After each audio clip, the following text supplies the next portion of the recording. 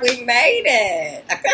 All right. With all the technical difficulties this morning. We're late, but aloha. Welcome to Tea with Coffee. I am Coffee Tanae, your host for the show today. Please click like, share, subscribe. If you guys are on YouTube, just go ahead and click subscribe. If you're watching this through Facebook, like, share, follow, what have you. We need all of those little boosts up to keep the show going. So today I'm actually having coffee instead of tea, as my guest today is just a complete burst of beautiful energy. Um, she's the founder of Flowers Spiritual Coaching, and she also is the founder of the Meditation Clinic, as well as a producer for Tea with Coffee. So please help me welcome Alizeti Wanubi to the show. Yay! Yay! Hey, got my cup of tea. Yes, welcome to the show. What you drinking, Alizeti? I'm drinking some sage tea because sage is for wisdom through reflection and experience, and so you gain wisdom through reflection and experience, which is what sage means. I didn't know that. Oh wow! See, that's That- beautiful. My cat's name is Sage too, as you know that. yes, I do. He's a very wise cat. He is wise, amongst other things. So let's just get started here. Dive right into who Alizeti is.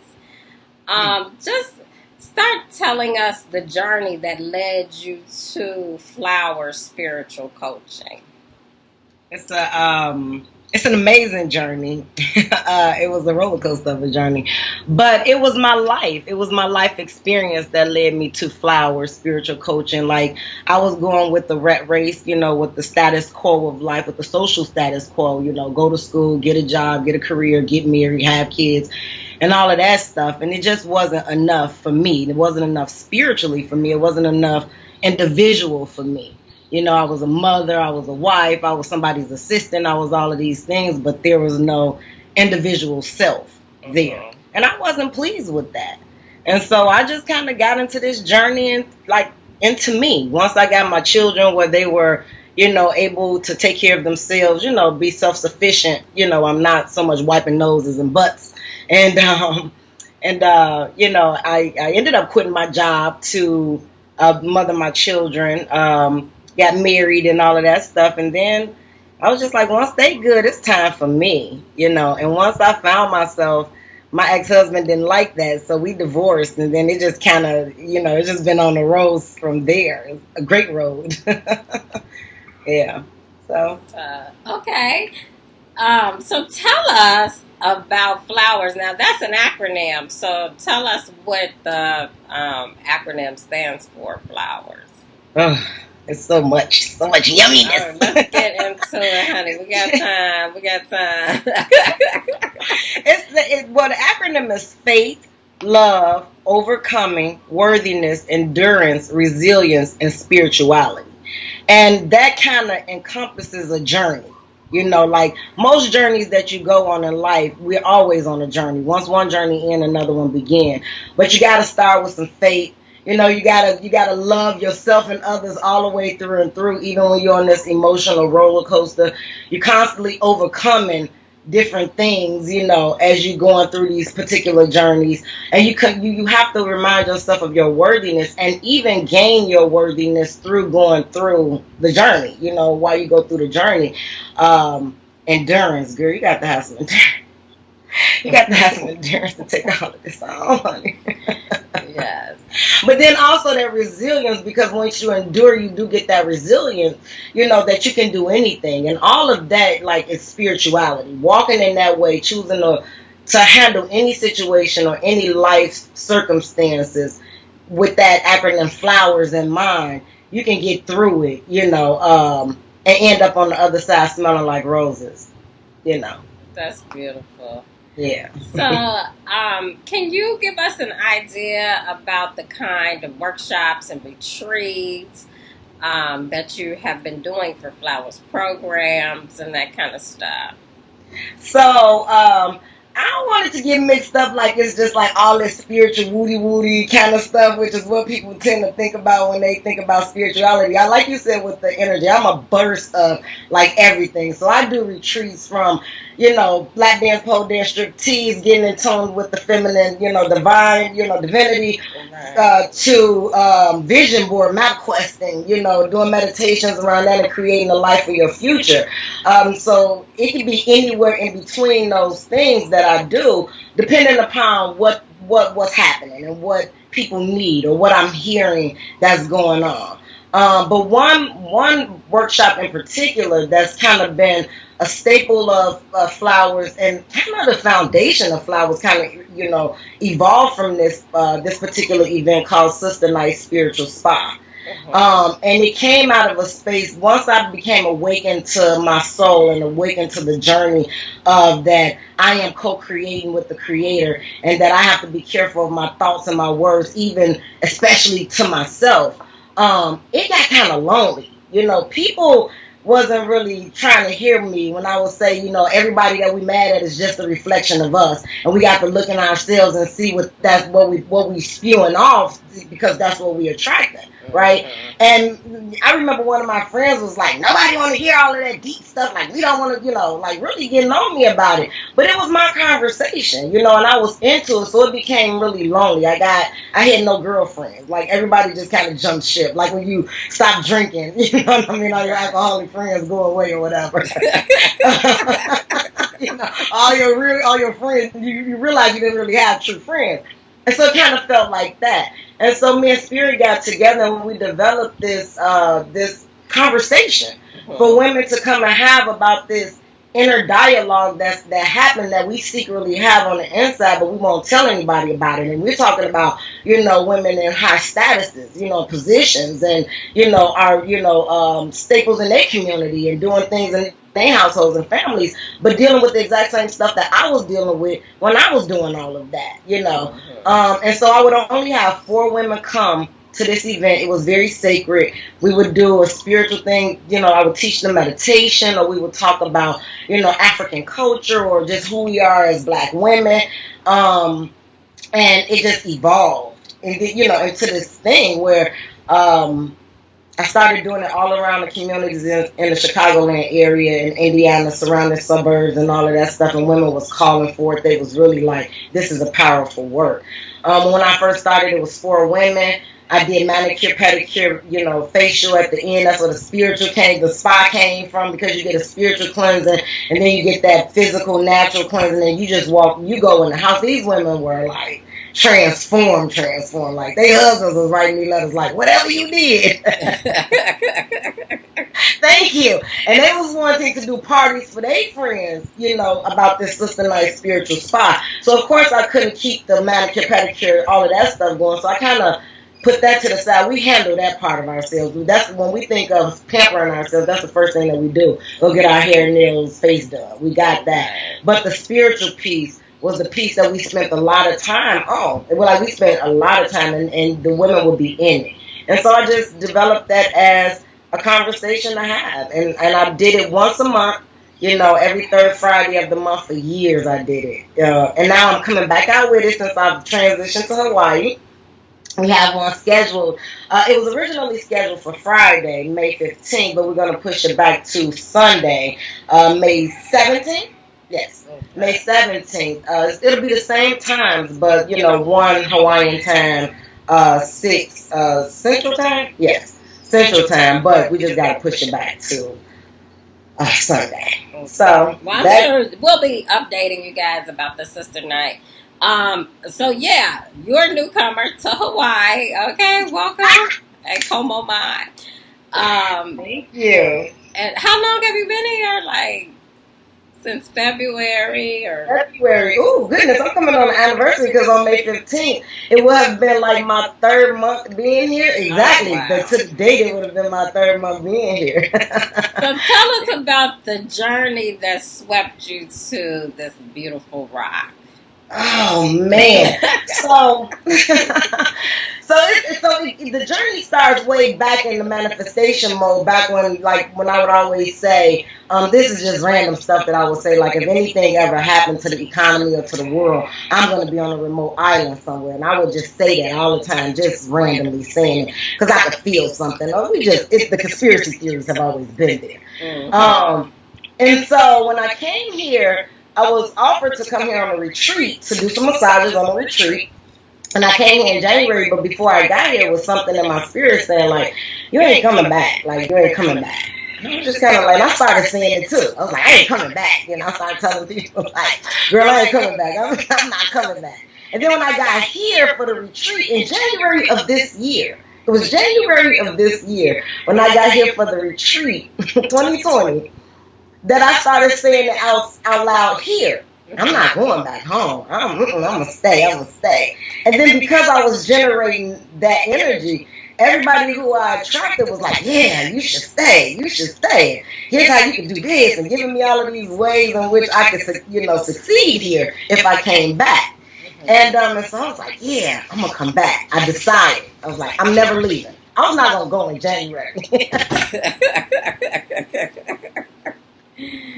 I was working on this big production, right? Like, I was just like, well, I'm not coming back. I called the stage manager and I called everybody. Was like, look, y'all gonna have to, complete this journey because I'm not coming back. I'm here. I'm done. I'm not doing it. And, of course, I can't, abandon ship in the middle of something that was so big and so great for myself and others, which was the production that I did back in Chicago. So I went home to finish that.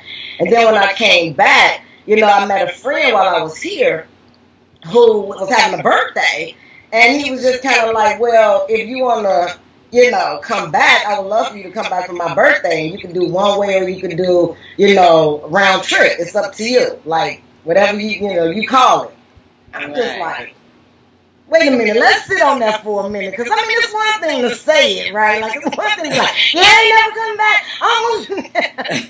It's another thing to just do, like, randomly do it. I had less than a month to prepare if I was going to take him up on this offer, right? So I'm like, let me go away and really check with my spirit about this because I don't know what's happening.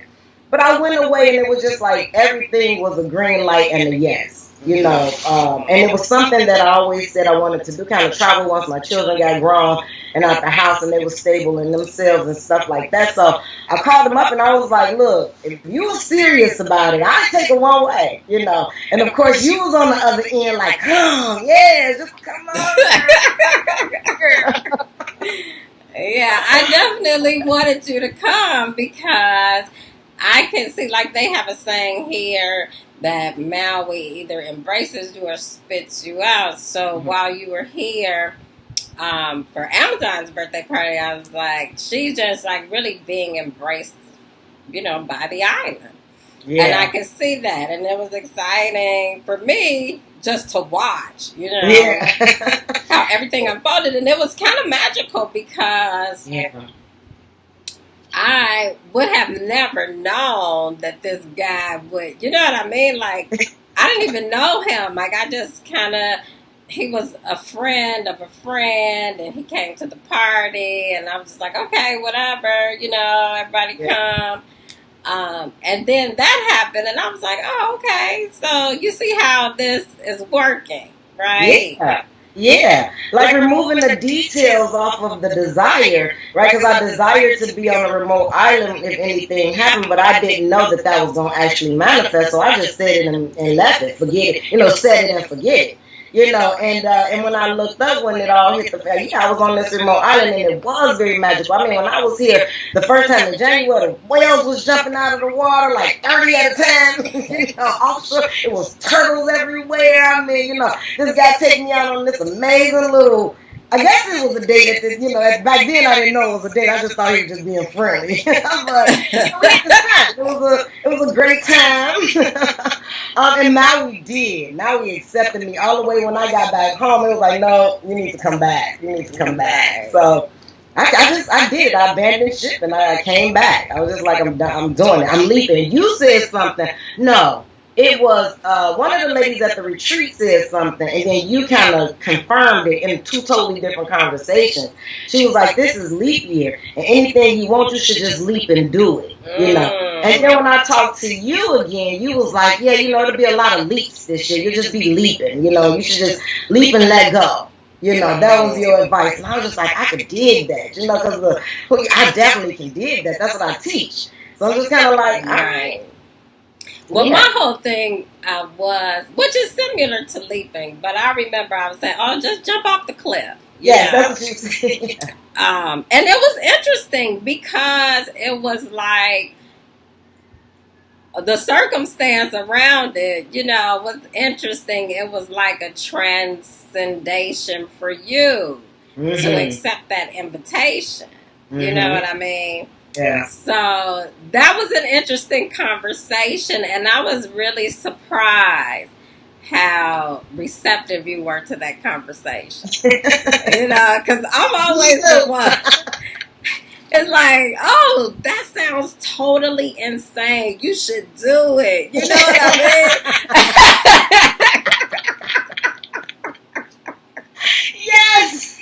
Yes, and I'm like, ooh, yeah, I should. I'm doing it. So, and I think it was, a transitional moment for you as well. Yeah. So absolutely, it was more than it was like altering because of the way it happened. It gave me a whole newfound respect for how I manifest or how I choose to will and deal. I mean, that desire, if I just have the desire in my heart for something and take the detail away and just trust the universe, that's where that faith comes in. Just trust in the universe that it's going to be all good because it's always working out for my highest and greatest good. I would end up somewhere far greater than I could even imagine or think. You know what I mean? Which, right up, Hawaii was not on my radar. It just wasn't someplace that I was saying, oh yeah, I want to go and live. But my God, I'm so grateful, that this was a part of that journey. So it was a lot of transition that happened and of gratitude, you know what I mean? But also defeat, because I'm still here by myself. Like, although you're here and your family is here and I got the friends, but, I got to get to know people. They got to get to know my character, my personality, because it can be sometimes, interesting. It's bold and beautiful. Okay, I'll say that. I'll take that. So it's been really humbling, you know what I mean, and allowing, just allowing myself to be vulnerable in certain spaces, because it was a lot of newness, that happened in the transition here. Lots of newness. Yes, because shortly after you got here we go with this whole COVID-19. You know what I mean? And the nature of the person that brought you here, that was new. That was that's what I'm talking about. The most new, all the new was that situation. So, I mean, I just say that the guy who I met who was here was a trans man, and it was interesting, because I had never encountered that in that lifestyle or even in that way outside of my son being homosexual, and that was new for me, Right. So, but it was beautiful. It was really beautiful in the acceptance and how it unfolded and how it pushed me to another level of non-judgment on myself first. You know what I mean? And then on others. But it was a beautiful transition, and it was definitely different. And I'm glad I did it. I'm glad I took that journey. Me too. Like, you really encouraged that journey. She encouraged all of this. Well, I But was that's who thinking, you I'm like, are, right? wow, Like, you that just sounds interesting. I've never done that before. I'm like, girl, you should explore that because it could be really, really beautiful. And of course, we're here in this world where we are so gender fluid by the nature of our humanness. And we have done everything to suppress our sexuality as human beings. Yeah. And so for me, I'm always that person that's like, I'm connecting with the person itself, no matter what form that they're coming in. Yeah. And so those kinds of things have been less important to me in terms of, gender identification. Yeah. It's always been more about that inner spirit. Yeah.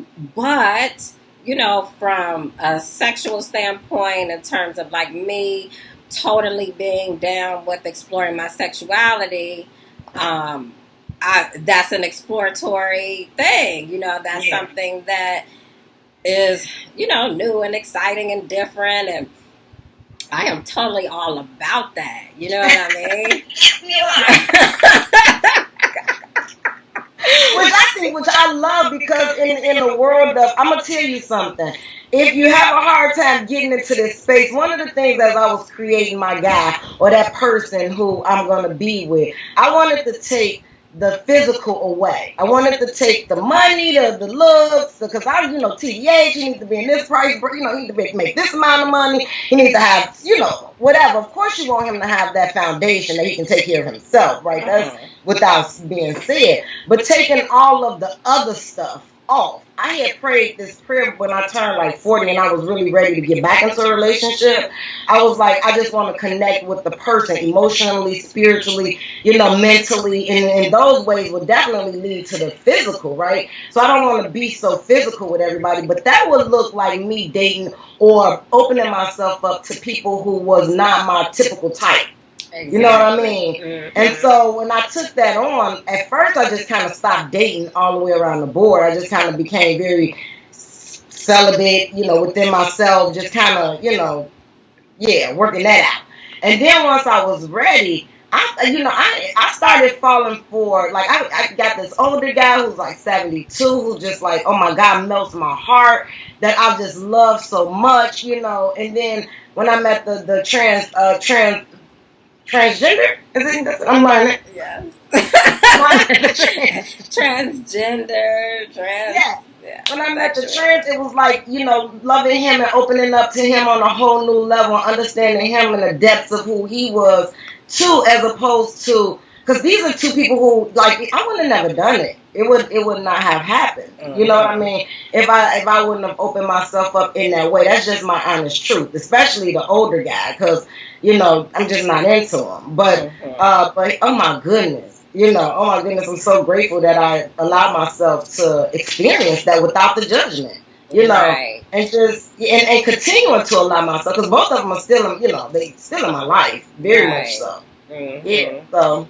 Yeah, being grateful for those relationships, and a lot of times I think we let the judgment piece get in the way of that blessing.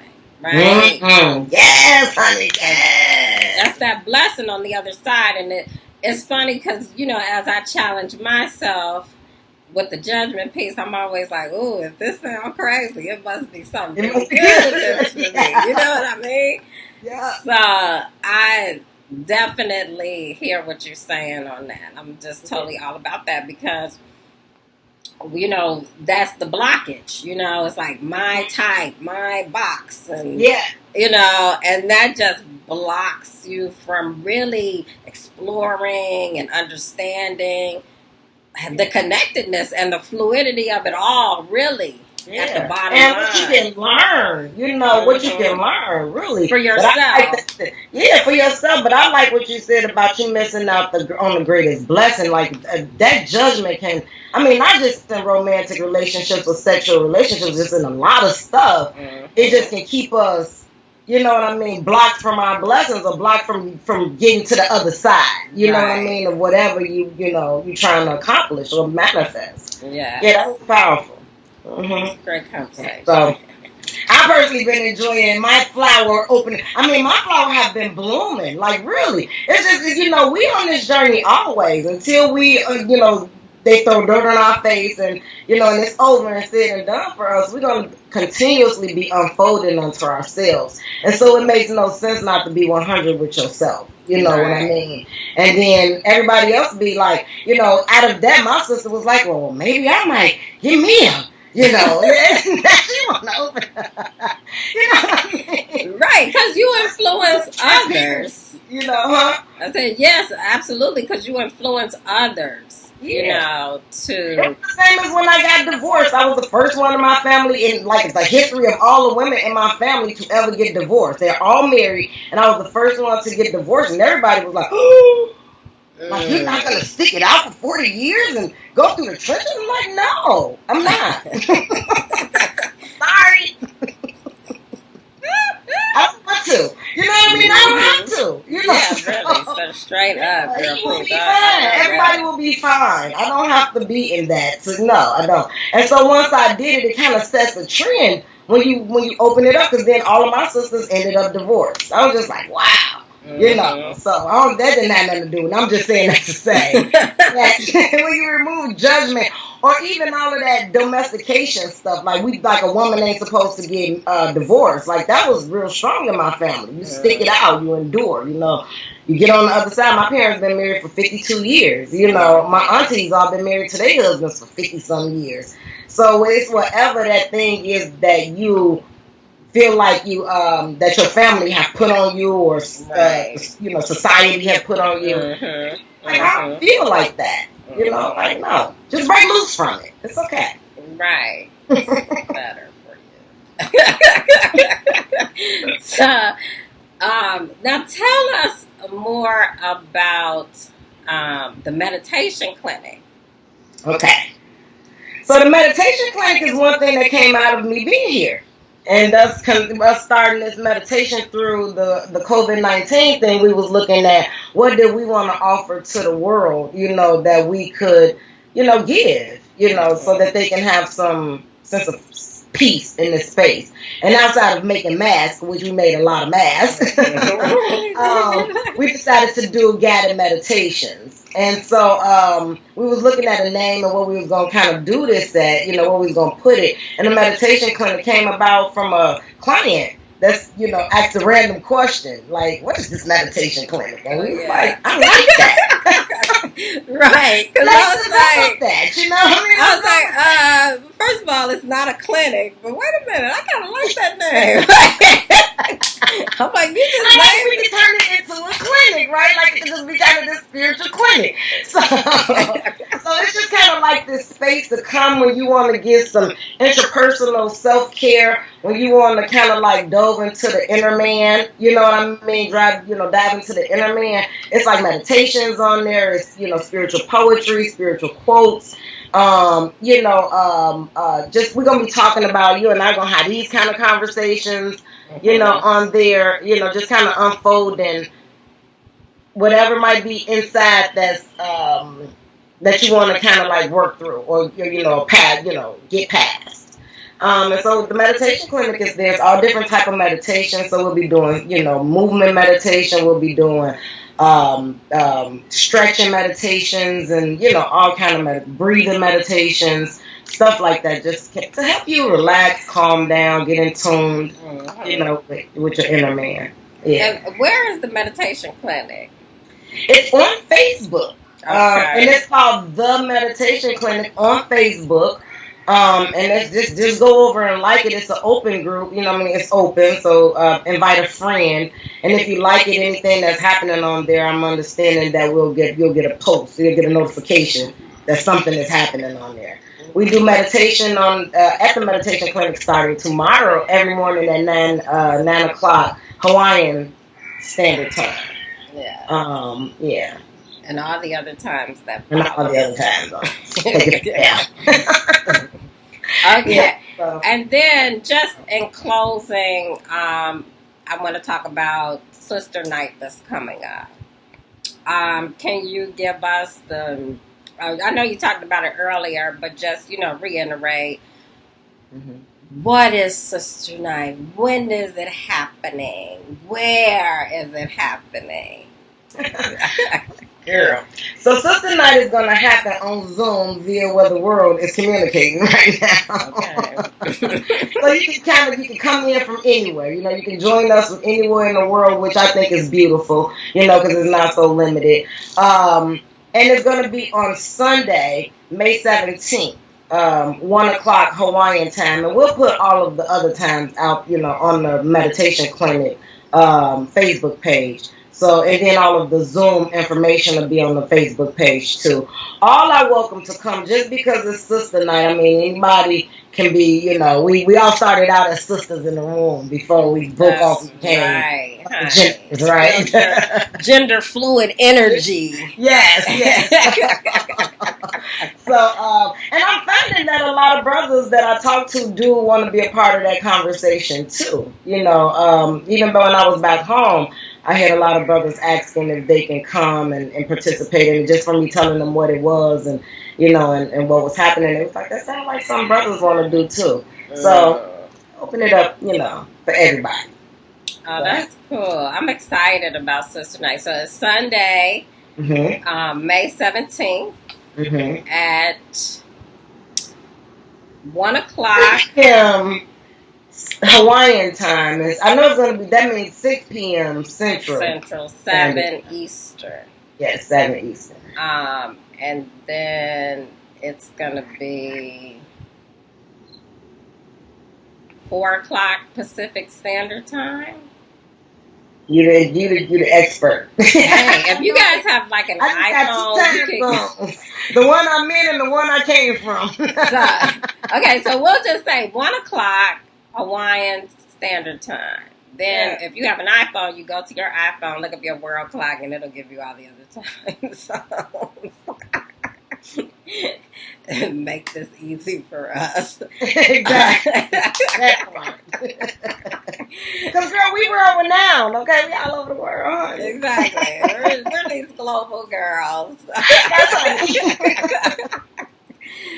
So, thank you so much for coming on the show, Alizette. It was a pleasure to be interviewing you today.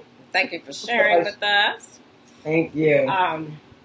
So stay right here as I announce what we're going to be doing next week. And before I even announce that, everybody that is on here, please take a moment to go to YouTube channel Tea with Copy and subscribe. And then on Facebook, just click like, follow, share, all of that stuff. All of those clicks and likes and all of that helps us build a bigger audience for the show, and that's what we're trying to do. So thank you in advance for that. Thank you. We need your support. Your support is important. Definitely need your support, and your support is definitely appreciated. So next week, we're going to be talking about, it's going to be a panel of us, okay? We're going to be talking about the newfound acronyms for LGBTQ. We're going to break it down and really just have a full-on discussion about what all of these things mean, basically, to us, okay? So we're going to bring the lesbian back to the show, Danielle Jones. We're also going to have Tony Smith. He's going to be our ally. He's a very world-renowned. He's a world-renowned photographer from Chicago. His work is amazing. It really is. And we're going to have Sam V. Son, come on, and she is a beauty care specialist. She's trans and she's from Philadelphia. And then we'll have Stephen Willis and myself. And these are all like very, very, very good dear friends for me. This is going to be a very fun show. Great conversation piece. So just, make sure you tune in to that. I'm really excited about that show. So I'll see you there next week on Wednesday. Okay. Be there. And thank you for tuning in today. Aloha, and I love you all.